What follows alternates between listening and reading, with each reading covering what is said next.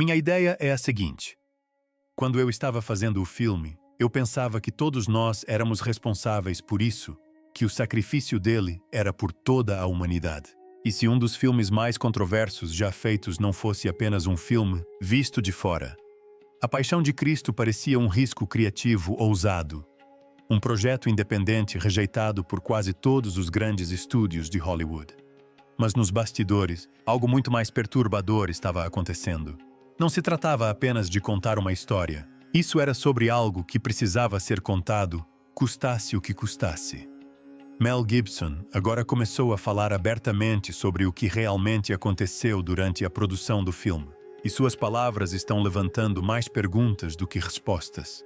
Ele afirma que o projeto pareceu quase como se fosse guiado, como se forças além de seu controle o estivessem impulsionando. Membros do elenco relataram ocorrências estranhas. Os membros da equipe falavam em voz baixa sobre momentos que não conseguiam explicar. Quedas de luz em cenas cruciais, clima imprevisível, até mesmo ferimentos físicos que alguns acreditavam não serem mera coincidência. Mas a parte mais perturbadora era a crença de Gibson de que a mensagem do filme não era apenas histórica, era profundamente pessoal. Sua intenção original era clara mostrar que o sacrifício retratado no filme não era culpa de um grupo, um momento ou uma traição específicos, mas algo que conecta toda a humanidade. No entanto, quanto mais ele se aprofundava na produção mais intensas e inexplicáveis, as coisas se tornavam. Por que Hollywood se recusou a apoiá-lo? Por que tantos envolvidos hesitaram em falar depois? E que verdade? Gibson só agora está disposto a revelar. Porque se o que ele está dizendo é verdade, então este filme nunca foi apenas cinema. Foi algo muito maior. Antes de revelarmos completamente o que Mel Gibson expôs, curta e inscreva-se. Para entender por que este filme impactou o mundo da maneira que impactou, primeiro precisamos voltar ao início de tudo. Mel Gibson finalmente admitiu a chocante verdade sobre o momento em que todos os grandes estúdios, todos os guardiões do cinema americano olharam para ele nos olhos e disseram a mesma coisa. Não. Os executivos de Hollywood o ouviram descrever línguas antigas, violência sem filtros e uma história que não se encaixa perfeitamente nas expectativas modernas. E um a um chegaram à mesma conclusão. A paixão não era um filme, era um problema. Mas eles não a recusaram educadamente. Mel diz que a descartaram, rejeitaram e a encerraram. No entanto, o que nenhum deles entendeu foi que, quando ele entrou naquelas salas, a ideia já não era algo que pudesse ser negociado. Aquilo o havia cativado de uma forma inexplicável. Uma das partes mais perturbadoras deste filme é como a ideia, ou talvez a instrução, lhe ocorreu em primeiro lugar. No final da década de 1990, Mel Gibson estava no auge do seu sucesso. Contudo, em privado, ele afundava em um dos períodos mais sombrios da sua vida. O vício, a depressão e uma crescente inquietação da qual não conseguia se livrar começaram a corroer tudo o que ele pensava ter sob controle. A fama não dissipou o caos. Os prêmios não preencheram o vazio. Por fora ele prosperava, mas por dentro vagava rumo a um lugar que não reconhecia. Mel acredita que existem momentos na vida em que alguém chega a um ponto de ruptura tão completo que algo dentro dessa pessoa finalmente se quebra. E para ele, esse momento chegou silenciosamente em um dia qualquer. Atormentado por seus próprios pensamentos, Mel caiu de joelhos e se viu rezando em desespero. Algo mudou naquele instante, e pela primeira vez, ele sentiu uma clareza profunda e penetrante, como se estivesse à espreita nas sombras há anos. Ele começou a retornar às escrituras com uma concentração que surpreendeu as pessoas próximas a ele. Ele se sentiu atraído por passagens sobre clamor por ajuda, sobre sofrimento e sobre entrega. E aos poucos, a história das últimas horas de Cristo chamou sua atenção. Ele imediatamente se sentiu compelido a trazê-la ao mundo exatamente da maneira crua, sem filtros e desconfortável como a havia lido. Quanto mais ele se aprofundava, mais intensa se tornava a atração. Ele mergulhou em textos históricos nas estações da cruz, nos escritos dos primeiros místicos cristãos e em relatos antigos que a maioria dos cineastas nunca se preocupou em abordar. Ele começou a buscar a dolorosa verdade física que a maioria dos cineastas evitava abordar. E foi aí que sua convicção se consolidou. Se Jesus falava aramaico, o filme seria em aramaico. Se os romanos falavam latim, seria em latim. Não haveria nenhuma língua moderna para diluir a gravidade do ocorrido, nenhum ator conhecido para distrair da experiência, nenhum verniz hollywoodiano para tornar a história mais fácil de digerir. A autenticidade do filme tinha que ser absoluta, ou não valeria a pena fazê-lo. Embora essa decisão tenha sido difícil, talvez a mais difícil que ele tomou tenha sido a de financiar todo o filme com recursos próprios. 30 milhões de dólares americanos para a produção e aproximadamente 50 milhões de dólares americanos adicionais para marketing, quase 45 milhões de dólares americanos do próprio bolso. Sem plano B, sem investidor para dividir o risco. Se o filme fracassasse, ele também fracassaria. Mesmo assim, ele não hesitou porque a essa altura já não via o filme como uma escolha de carreira. Parecia uma ordem. As pessoas ao seu redor perceberam a mudança. Seu foco tornou-se assustadoramente intenso. Sua preparação beirava a obsessão. A história não estava apenas em sua mente, estava o consumindo por dentro. E quando a produção finalmente começou, Mel admitiu que algo ainda mais estranho aconteceu.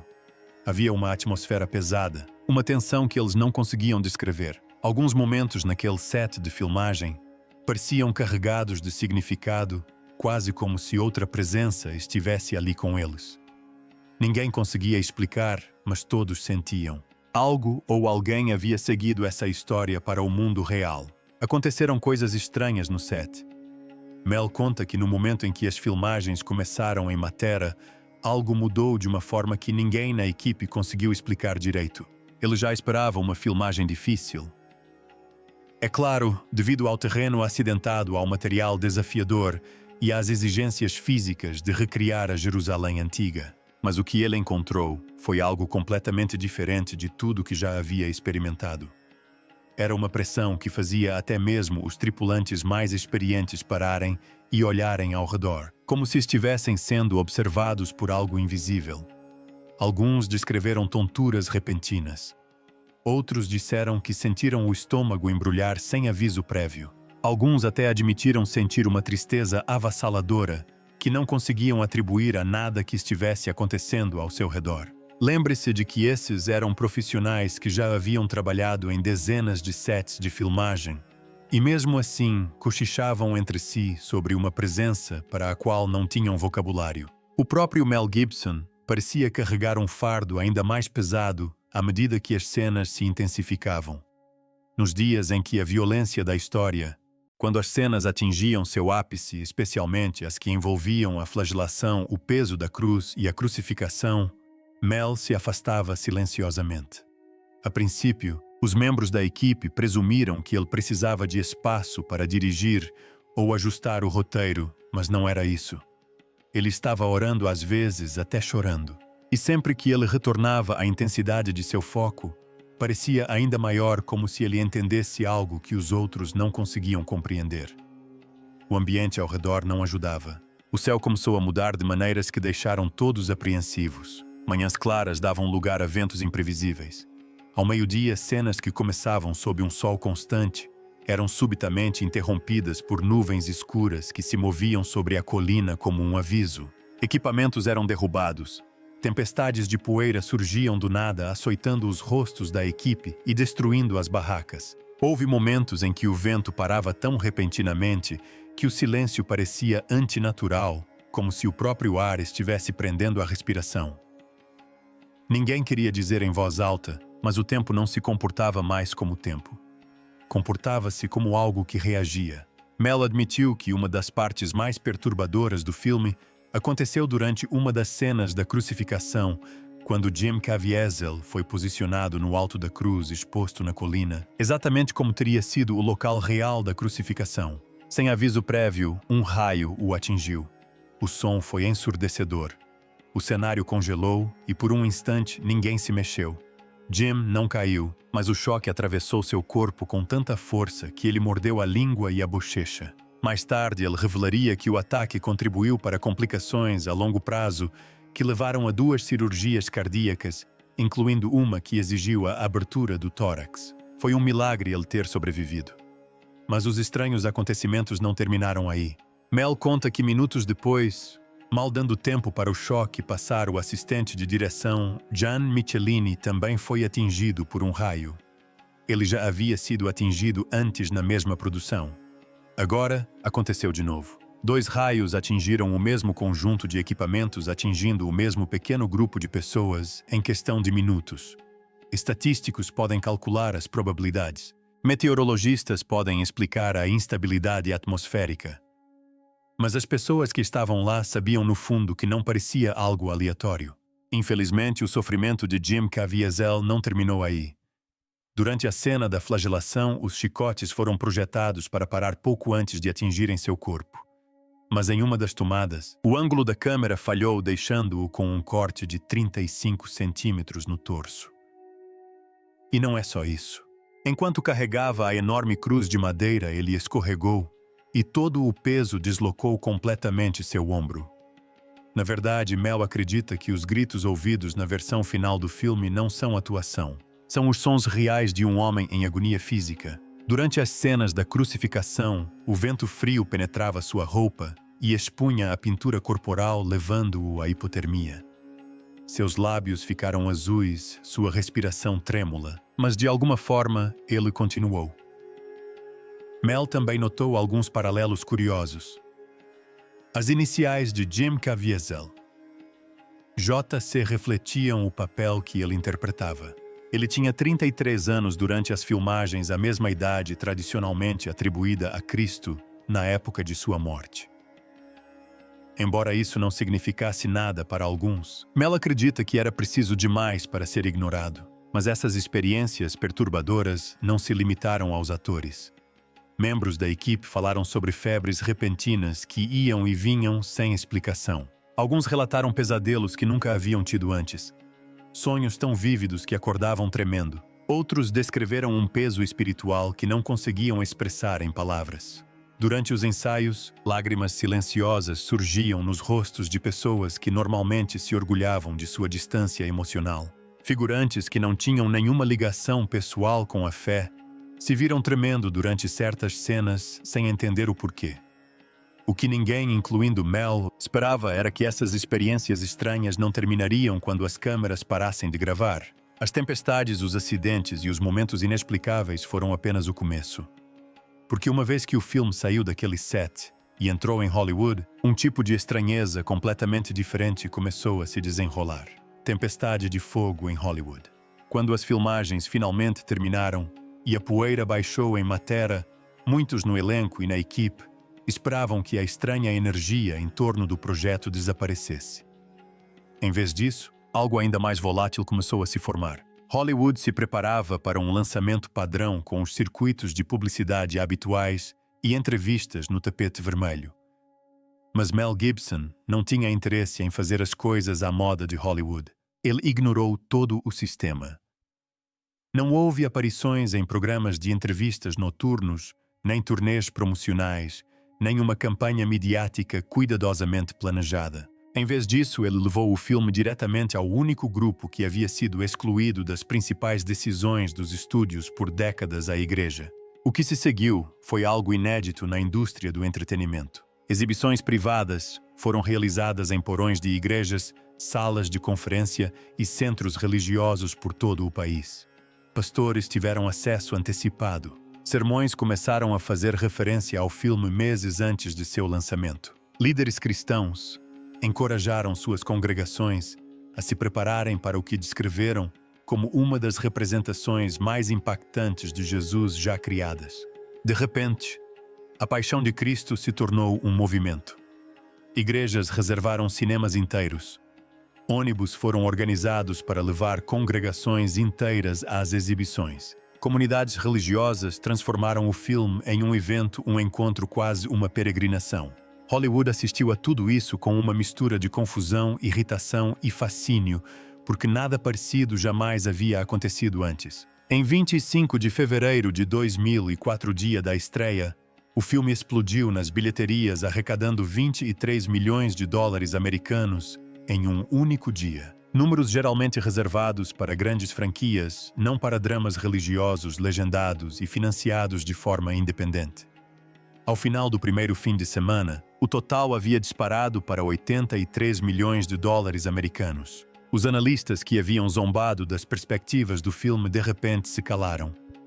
As previsões foram destruídas e as regras reescritas. Semana após semana, o entusiasmo crescia. Multidões continuavam a chegar em números nunca antes vistos em Hollywood. Quando sua exibição nos cinemas finalmente terminou, o filme havia arrecadado 370 milhões de dólares americanos nos Estados Unidos e 611 milhões de dólares americanos em todo o mundo, tornando-se o filme com classificação R de maior bilheteria da história até então. Mas embora o sucesso financeiro fosse inegável, a reação negativa que Mel recebeu foi chocante. Tudo começou com acusações de antissemitismo. A Liga Antidifamação condenou o filme alegando que ele poderia inflamar preconceitos históricos e reviver estereótipos prejudiciais. Abraham Foxman, uma das principais vozes da organização, alertou que a narrativa poderia alimentar preconceitos profundamente enraizados contra as comunidades judaicas, especialmente entre os espectadores que interpretaram a história literalmente. As questões delicadas eram reais, especialmente em países onde as feridas históricas nunca cicatrizaram completamente. E o filme rapidamente se tornou um ponto central para debates que se estenderam muito além do cinema. Mel Gibson defendeu o filme como uma representação direta da narrativa do Evangelho, insistindo que nunca acrescentou nada para inflamar o ódio. Mas a discussão só se intensificou. A partir daí, as críticas se voltaram para a violência.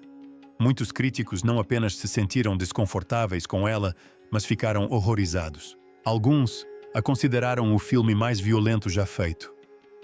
Roger Ebert, embora tenha elogiado alguns aspectos da produção, observou o quanto do tempo de duração foi consumido por sofrimento puro. Outros críticos foram muito mais severos, acusando Gibson de glorificar a brutalidade ou de usar o choque como arma. Circularam relatos de espectadores desmaiando durante as exibições. Paramédicos foram chamados aos cinemas. Alguns espectadores vomitaram, outros saíram chorando. O filme não estava apenas sendo assistido, estava sendo suportado, e essa reação por si só gerou mais uma camada de controvérsia. Ao redor do mundo, a resposta variou drasticamente.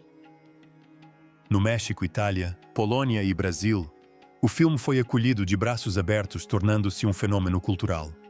As salas de cinema ficaram lotadas. Após as exibições, comunidades religiosas realizaram debates nas ruas. Alguns países descreveram o filme como um despertar espiritual. Mas na França e na Alemanha, a recepção foi fria. Alguns cinemas se recusaram a exibi-lo. Ativistas convocaram boicotes. Críticos argumentaram que as sombras históricas nesses países tornavam os temas do filme muito incendiários. Mas em meio a tudo isso, algo mais sombrio começou a rondar o criador do filme.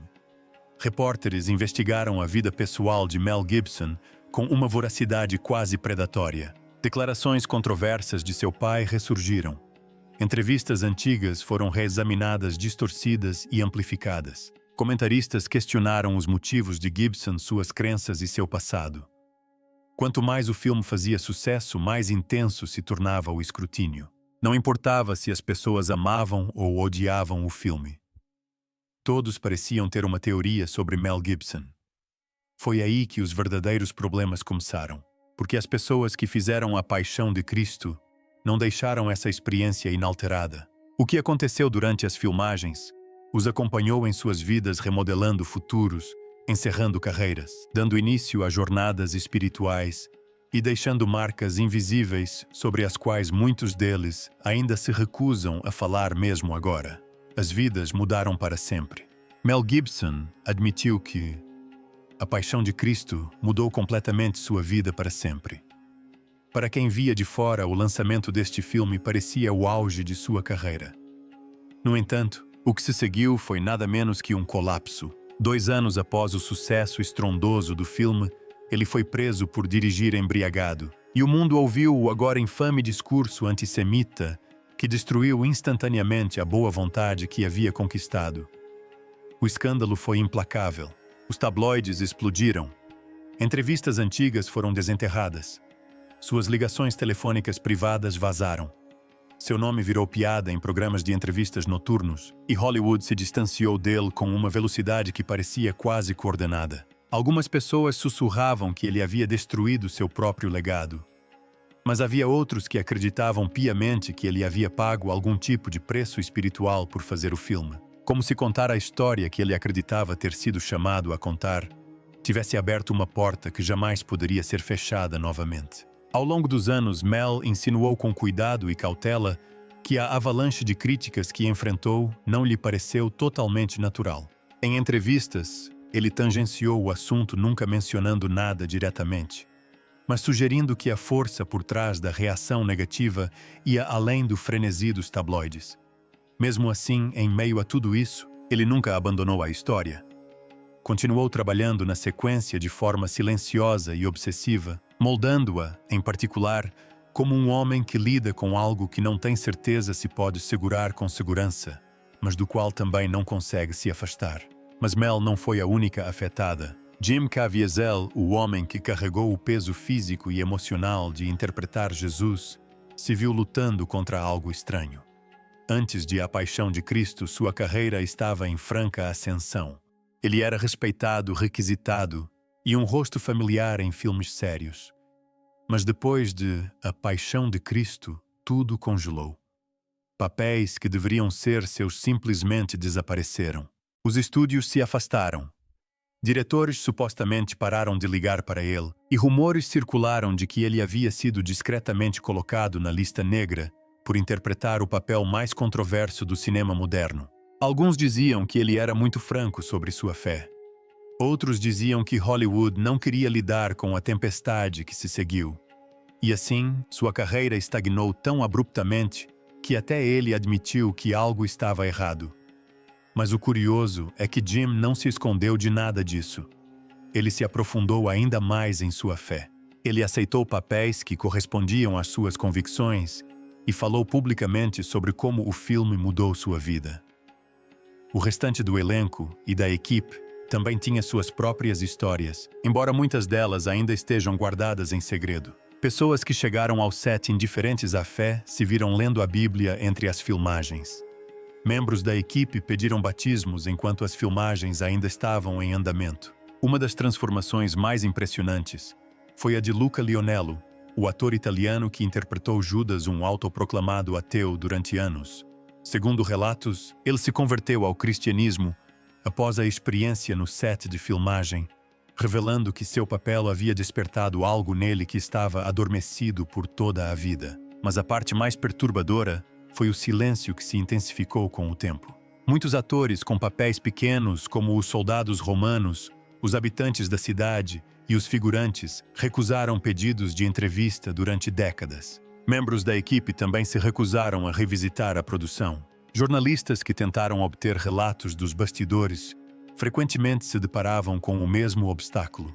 As pessoas diziam educadamente, mas com firmeza, que não queriam falar sobre o assunto. Não há nenhum escândalo sendo escondido, nenhum crime, nada que explique o silêncio de forma plausível. Mas para aqueles que estavam lá, as memórias parecem estar guardadas em um lugar muito profundo, muito pesado ou muito sagrado para serem trazidas de volta à luz. Algumas pessoas saíram do filme espiritualmente despertas. Outras saíram espiritualmente abaladas. Algumas encontraram novas convicções. Outras descobriram cicatrizes emocionais sobre as quais nunca falaram abertamente. Mas quase ninguém saiu ileso. A produção deixou uma marca que não se apagou com o tempo. Ela permaneceu dolorosamente na vida das pessoas que entraram naquele mundo. O que você acha? A Paixão de Cristo foi apenas um filme ou algo mais? Conte para nós na seção de comentários abaixo. Se você gostou deste vídeo, clique no próximo vídeo na sua tela, curta este vídeo e inscreva-se no nosso canal para receber mais atualizações.